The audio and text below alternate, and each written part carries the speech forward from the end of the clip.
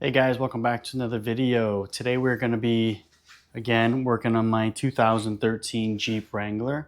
And I'm going to show you a new product from a company that you all should know very well, especially if you are on a budget. So pretty much any light that you find on Amazon, any switch pod that's a popular one is going to be from a company called Nilight. Let me show you what I've got on my Jeep. So for instance, here's one switch panel that I have from Nilight.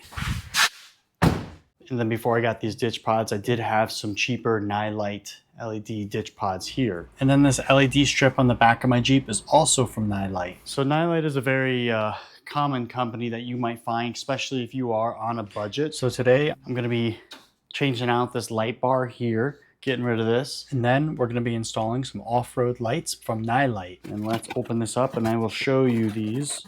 And this is going to be the light that I am installing. It is a dual beam, highs and lows, and I'll be able to use these while driving down the road in addition to my regular headlights, because they should not be blinding people. So before we go ahead and start with an unboxing and an installation, let's just skip right to night driving and see how these perform. So we're out here in the parking lot. Let's go ahead and turn on the low beams. These are the low beams of the Nilight lights. You can see it's not blinding. If I go low, then it's bright. These are good looking lights. And here is the high beams. And these are bright. So they're good looking lights. The only thing I would say is they could be a little bit wider. You can also angle them out a little bit wider. That would be easy. So that is the regular headlights. Keep in mind these are high quality headlights. And then we'll turn on the low beams of the Nilight. And then the high beams of the Nilight. And again, here's the high beams of the Nilight. And here are my stock headlights. Here's the lows of the Nilights. And this is Nilights without the headlights. You can tell the headlights are definitely a wider beam pattern, but the Nilights fill in the center nicely. But then again, you definitely need headlights so you can get that wider beam pattern. I would not recommend using these alone. And here are the brights. So let's go ahead and go for a drive.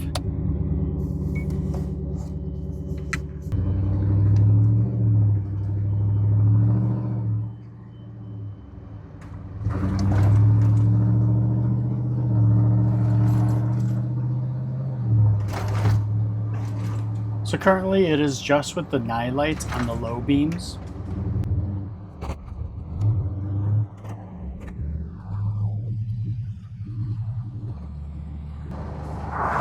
Okay, we'll go ahead and turn the brights on.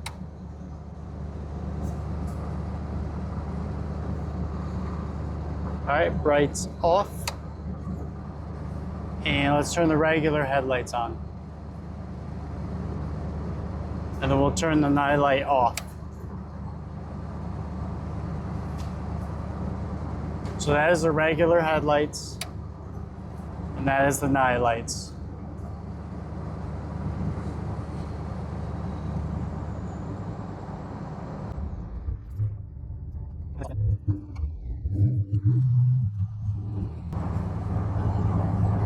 And headlights on.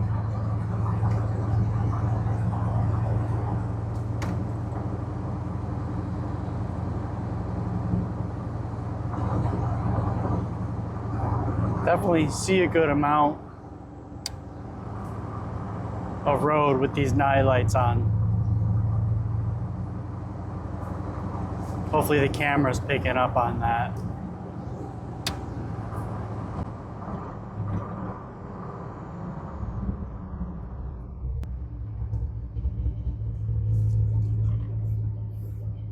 You can see just how far they reach. And the brights.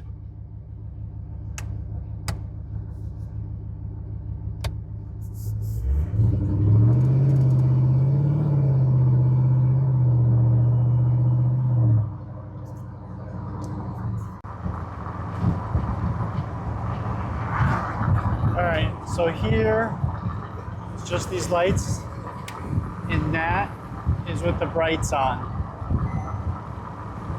And the brights are off. And now they're back on. So you can see quite a difference. And here we are coming around a bend, and with just the Nilights on, they're not wide enough, so it's a little bit hard to see coming around this corner. And here's turning on the regular headlights with the Nilight still on.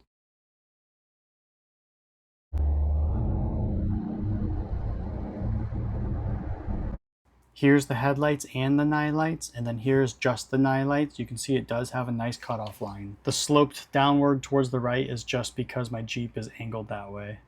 So if you're just using these lights for your headlights, you would want to spread them out a little wider because it's hard to see, for instance, if I'm turning left, what's going left down this road.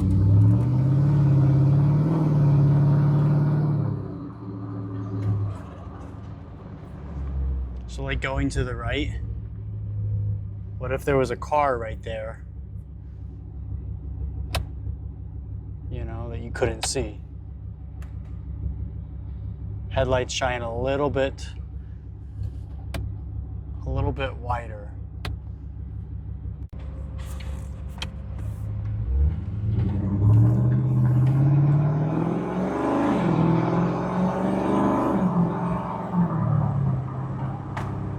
But I would say definitely turning the brights on, definitely make a big difference.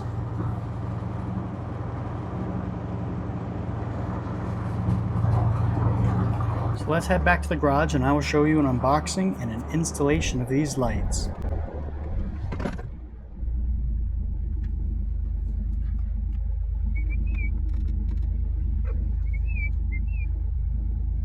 Puppy, come here. So now that we've gone for a test drive and you can see the performance at night, so let's go ahead and see what all comes with these lights. So we've got an assortment of bolts, that way you can mount these. We've got 2 brackets, and these are heavy duty brackets. There's the main center bolt, and then it has areas for bolts to tighten down it if you have to spin it. It's got the leveling bolts, and it even has a lock screw in here. That way when you do get it level, you can tighten both screws. Very nice plugs. A long lead line, which is a good thing. That way you can hide this plug wherever you want to hide it. It doesn't have to be right up close to the lights. So that's one thing that some of the cheaper lights actually have a short tail on them, but these are good. Comes with a whole wiring harness, good nice waterproof plugs, and it has 2 relays on the wiring harness. That's going to power the highs and the lows, and it comes with a switch here. That way you can power the lows on separately, or you can have the highs and lows on together. What I'm going to do is I'm going to have these wired up in a relay, and I'm going to have a switch to turn these on. And then I'll also have the high beams turn on when I turn my high beams on the Jeep. That way it's all automatic. So next we need to figure out where we're gonna mount it. But first I'm gonna be taking off this light bar because we won't be running that anymore. So I will show you how I mount it, how I wire it, and my overall finished job. So we'll go ahead and do that. So we've got this one ready to come out. This is actually a Nilight light bar also. This is good quality, but I can't really use this while driving because it doesn't have a good light cutoff. It's more of a floodlight, so it'll be blinding oncoming traffic. And then this is the wiring harness that it comes with. It does come with the 2 relays, but instead of using these 2 relays, I'm going to be using this switch panel. And this is actually from Apollo Tech, but Nlight does make one almost identical to this. So I'll be able to wire this in from here up to the lights, and then I'll wire a high beam to activate the high beam on the relay. So my high beams will automatically activate the relay, and it'll turn on these lights. So I got these lights mounted up, just testing out a good configuration, how I want them. They're very big, but that's kind of part of the look of them. So we'll see if I like the way the style looks, or if this is more of a Toyota truck type of light or whatnot. So either way, we know how they perform. They are very bright at night, and they do have a nice cutoff. All right, and this is how they ended up getting mounted. I don't think they look too bad. Now it's time to wire these lights up. So let's go ahead. We're going to route the wire, and we're going to actually cut off the relay. So let's go ahead and get this ready.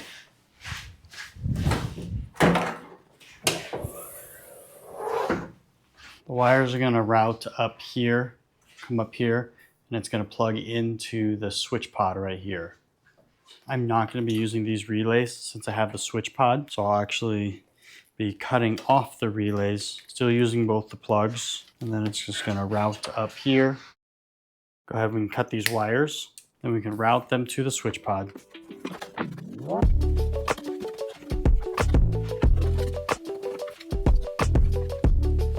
Then we need to put ends on here, that way we can attach it to the switch pod. So we've got these lights all wired in. I just need to tighten everything down. I got it in my switch pod here, and then I have it so when the brights turn on, it'll activate the highs on these lights. So all we need to do now is tighten everything up, tie up the wiring, use zip ties, and just like that, you've got yourself some brand new lights that you can use on the street driving around, and you're not going to be blinding oncoming traffic.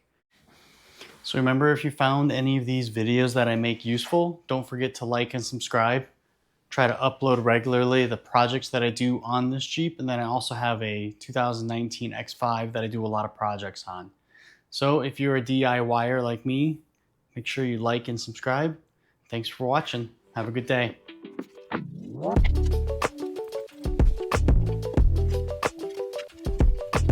And here's just a couple extra things to keep in mind with these lights from Nilight. A project like this is actually very simple, especially with the wiring that it comes with. It comes with 2 relays. The only wires you actually have to wire in is positive and negative. You can wire that right to the battery. It already comes with ends on it. I chose not to use this, that way I can already have my switch pod switches inside the cabin, but this would have been an easy alternative. Or if you don't have a switch pod like this, you can easily route the switch that comes with it inside the cabin. But having an S pod makes this a lot easier. Nlight also sells S pods, so definitely check that out. And again, don't forget to like and subscribe. Thanks for watching.